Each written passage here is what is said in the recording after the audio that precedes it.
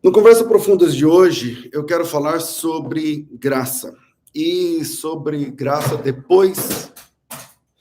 E sobre graça depois da graça. E o que eu estou falando de. O que eu estou chamando de graça depois da graça? Bom, graça depois da graça é a graça que vem para quem já é salvo.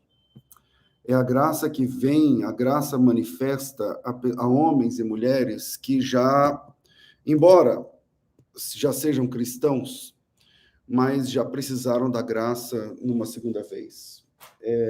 Dias atrás, aqui no Conversas Profundas, eu falei a respeito do cego que foi curado e precisou de uma outra experiência com Jesus para conseguir enxergar plenamente.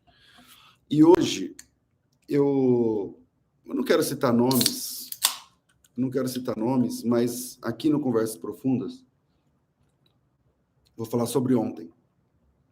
Ontem eu não pude estar no programa ao vivo, isso raramente acontece, e fui substituído no programa.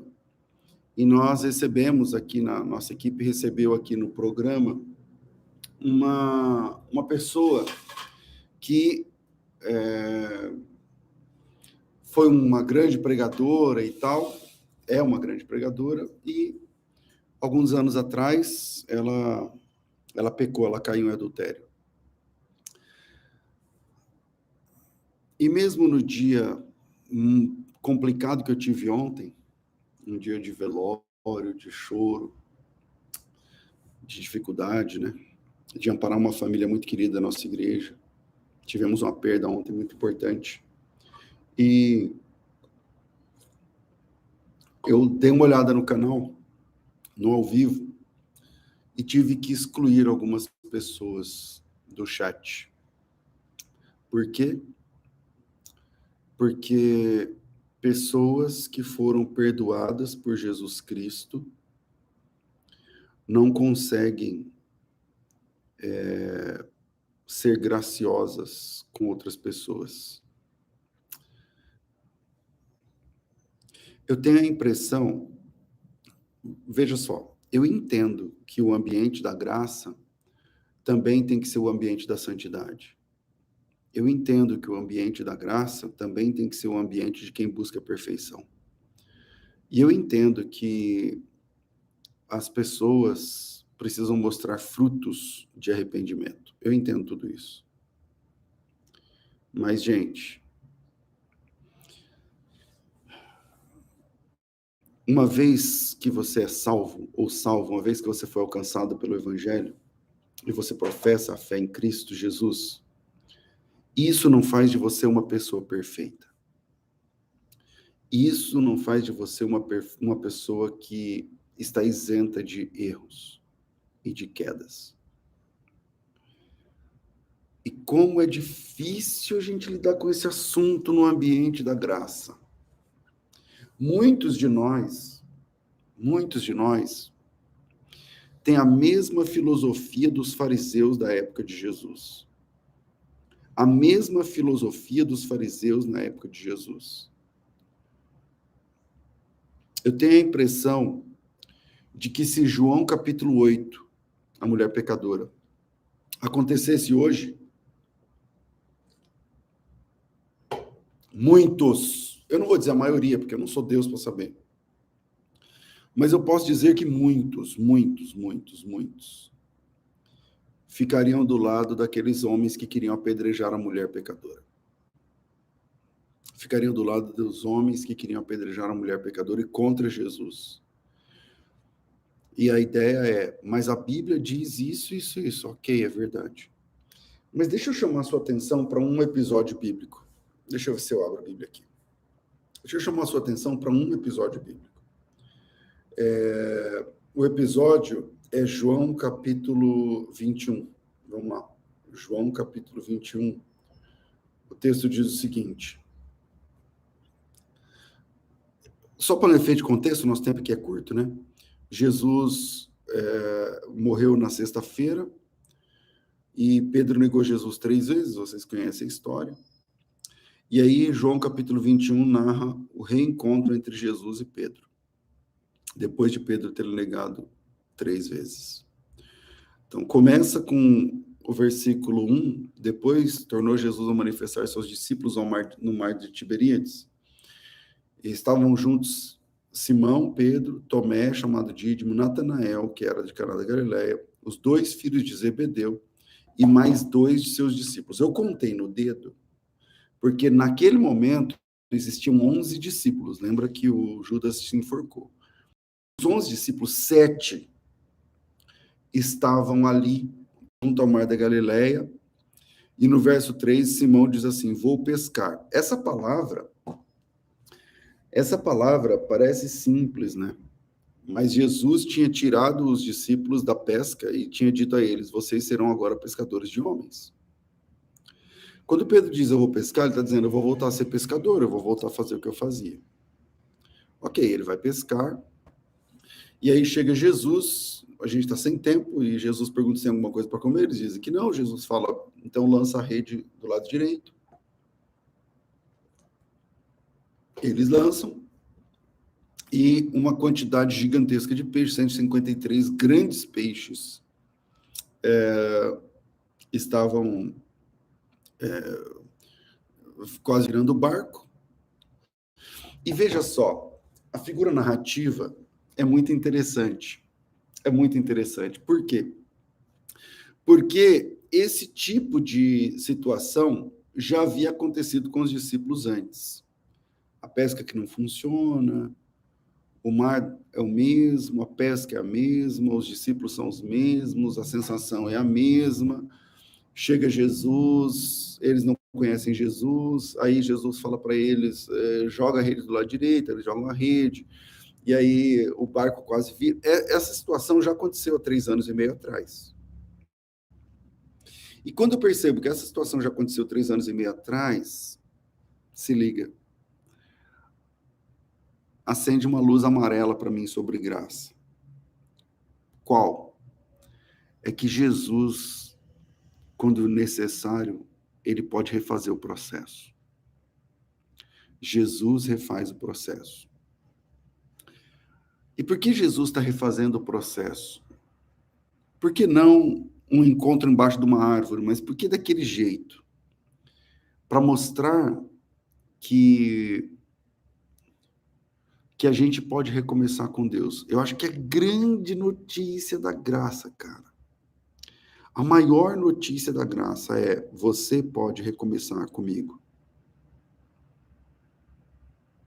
E é o que Jesus está fazendo. Eu estou falando só pela figura narrativa, pelo cenário, pelos detalhes da narrativa.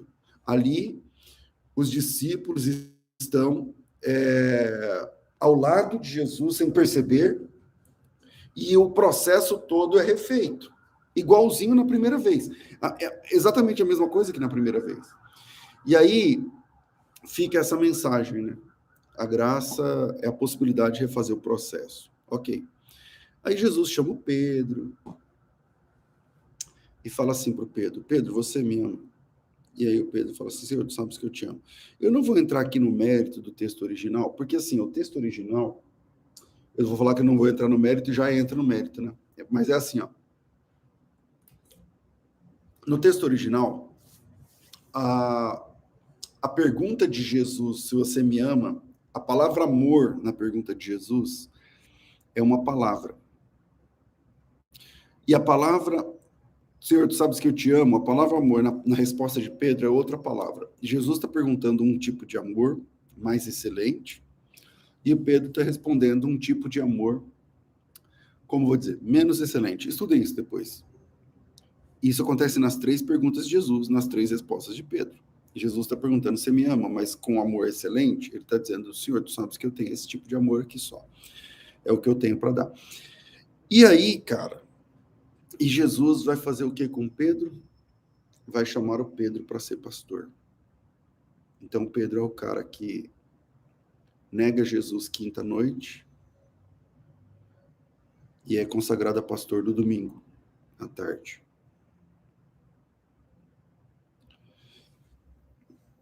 E isso é uma palavra para mim sobre graça depois da graça.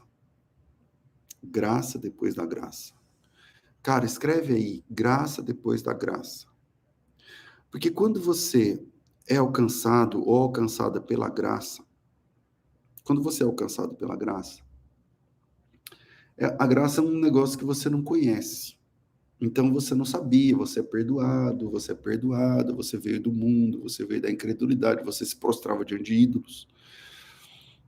E aí você alcança a graça, você conhece a graça. Jesus chama você. Amém. Glória a Deus.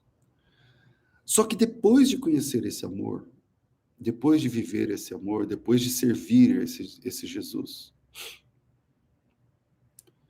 a gente também falha, cara. A gente também cai. A gente também peca. E quando eu falo a gente também falha, cai ou peca, as pessoas já pensam numa cama de motel. Não, nem sempre. Nem sempre. Pode ser também, mas nem sempre.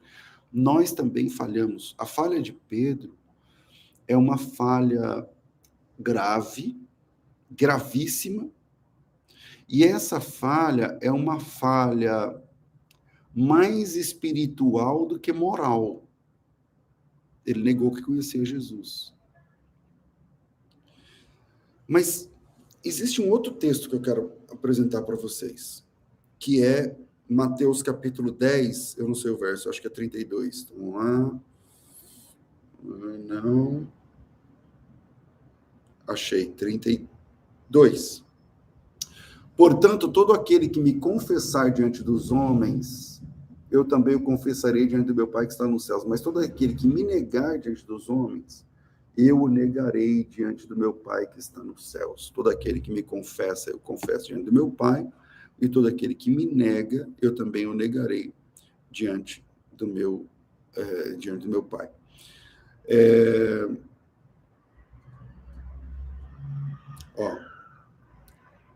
Quando Jesus pega mais essa figura narrativa, quando Jesus é negado por Pedro, em um dos evangelhos, eu acho que é em Lucas, mas vai ser bem difícil achar esse texto agora. Eu acho que é em Lucas, mas eu não sei o versículo. E vai ser bem difícil achar esse texto agora, mas vai na minha. É verdade esse bilhete, é verdade o que eu estou falando. Quando Jesus é negado por Judas, por Judas não, por Pedro, a última vez,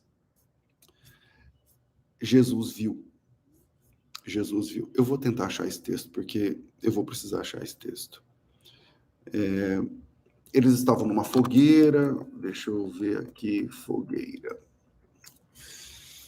Vamos lá. Lucas, o versículo é o... Não, é porque eu escrevi figueira, né?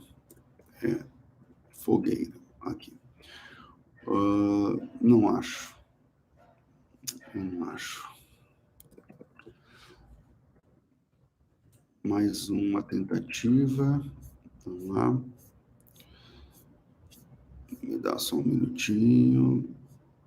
Lucas 22:55. Acenderam fogo no meio do pátio, se assentaram. Aqui, ó.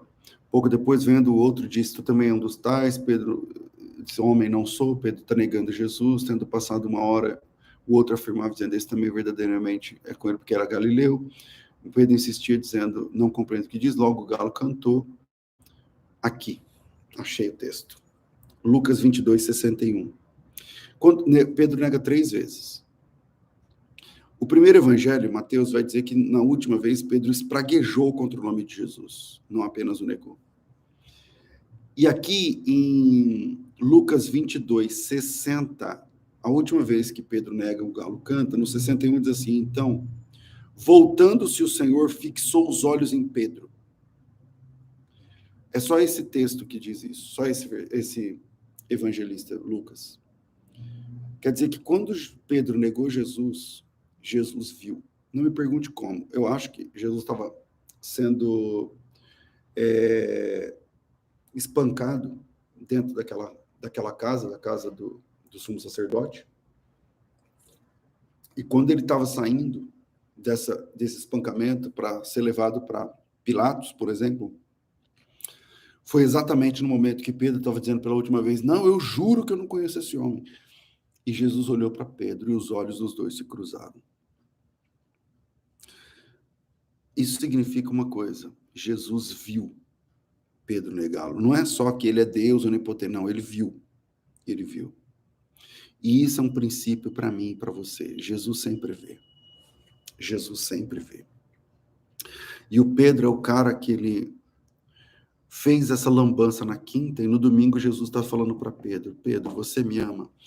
Sabe? E aí o Pedro, e é o amor que Jesus pergunta, é o ágape. Eu disse que eu não ia entrar no assunto do grego. E o amor que Pedro responde não é o ágape, é um amor inferior.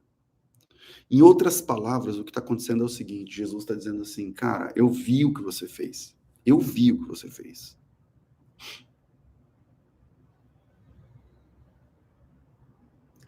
E só aí, meu irmão, é um sermão, é uma mensagem para o meu coração, para o teu coração. Jesus falando assim para você, cara, eu vi o que você fez. Cara, eu vi o que você está fazendo. Eu estou vendo o que você está fazendo. Mas eu tenho uma pergunta. Diante do que eu vi, eu tenho uma pergunta. E a pergunta é: você me ama com o amor mais excelente? E a resposta do Pedro é assim: Senhor, tu sabes que eu te amo. Mas quem lê o grego, ele está dizendo assim: o amor que o Senhor espera de mim não é o amor que eu consigo te oferecer agora. Tu sabes que eu te amo, eu te amo, mas eu não consigo. Eu te amo, mas o amor que eu tenho não é o amor que o Senhor espera. Agora não é. E sabe o que Jesus fala para Pedro, cara? Ele fala assim: o amor que eu espero não é o amor que você tem para dar. Ele falou, é como se ele tivesse, não. Por quê? Porque o amor que Jesus pergunta é ágape, e o amor que Pedro responde é filéu. No grego, são palavras diferentes. E aí Jesus fala assim: o amor que eu pergunto não é o amor que você responde. Ele disse, não. E ele falou assim, tá, dá para trabalhar com esse amor já. Dá para trabalhar. Então você já pode apacentar as minhas ovelhas. E aí o Pedro se torna pastor. O Pedro se torna pastor não conseguindo oferecer o amor que Jesus perguntava. E por que isso é importante para mim? Eu estou passando dos 15 minutos, né? Mas eu estou com crédito, porque ontem não teve. Isso é importante para mim e para você, cara, porque o reduto dos salvos, a igreja, é o ambiente da graça. É o ambiente da graça. E no ambiente da graça, você encontra transitando pessoas que estão recebendo o amor de Deus agora. Pessoas que já receberam o amor de Deus há muito tempo. E pessoas que agora estão com dificuldade para servir a Deus porque falharam. E qual é a minha posição? Apedrejar? Falar mal?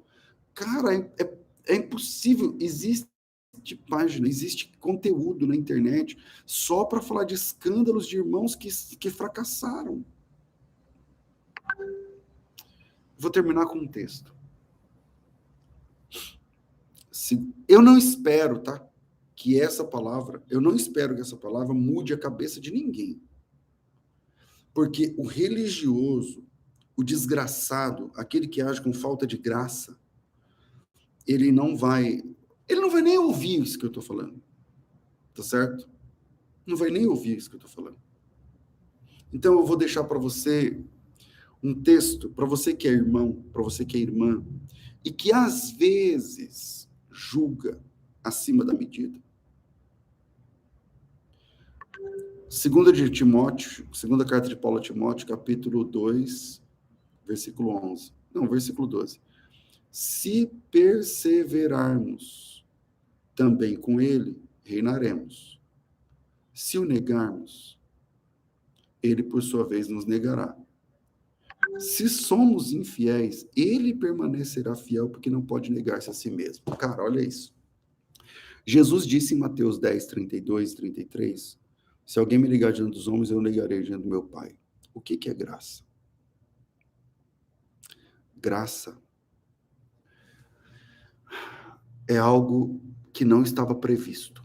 Você vai no supermercado fazer uma compra, chega lá, deu R$300, a pessoa fala assim, você não precisa pagar, isso é de graça. Isso é fora do sistema. O sistema computou.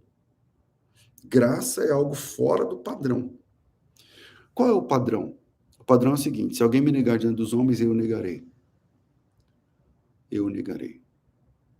Aí chega Pedro e nega diante dos homens. 3 vezes. E não apenas, ele espragueja. E não apenas, e Jesus vê.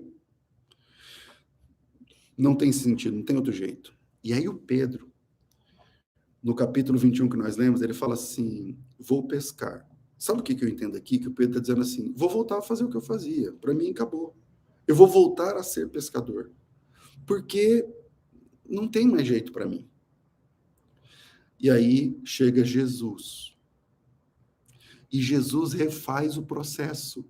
Tudo que ele tinha feito lá atrás, o mesmo mar, o mesmo barco, o mesmo pecador, a mesma pesca falida, o mesmo coração dilacerado, a mesma ansiedade, tudo o mesmo. Sabe a música da praça, a mesma alegria, mesmo não sei o que, o mesmo jardim? É tudo o mesmo. E aí Jesus chega e fala assim, joga a rede do lado direito. E aí Jesus está refazendo o processo. Aí você fala assim, pastor, mas Jesus não tinha dito que quem o negasse seria negado? Tinha, ele disse. E por que ele está fazendo isso agora? Porque ele é Deus. E porque ele é gracioso. Mas ele não é justiça? Ele é justo. E Deus odeia a injustiça. Mas Deus ama mais o pecador do que odeia a injustiça. Guarda isso. Deus odeia a injustiça. Só que ele ama mais o pecador do que odeia a injustiça. E por isso ele vai colocar graça no meio. E a graça é um tilt no sistema. A graça é um negócio fora do padrão. É fora da programação. E aí ele que tinha dito, olha, se você me negar diante dos homens, eu te negarei diante do meu Pai. Esse que disse isso, ele vai até Pedro. E pergunta para Pedro, cara, você me ama? Aí Pedro fala assim, eu te amo, mas não com o amor que o senhor espera.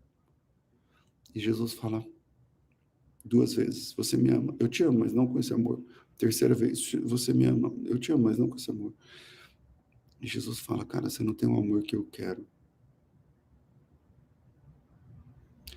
Mas dá para trabalhar com esse amor que você tem. Então, vamos embora. Apacenta as minhas ovelhas, meu rebanho e os meus cordeirinhos. São palavras distintas que não entram aqui no caso, senão a gente não sai daqui hoje. E aí eu quero falar só sobre essa graça, sabe? Tem muito crente desgraçado. Tem muito crente que não reconhece graça depois da graça. Acha que a graça é uma porta de entrada e quem passar por essa porta, a partir de agora, precisa ser perfeito, precisa ser perfeita. E não é esse o padrão. Existe graça depois da graça. Se você vê alguém cair, ajude a levantar.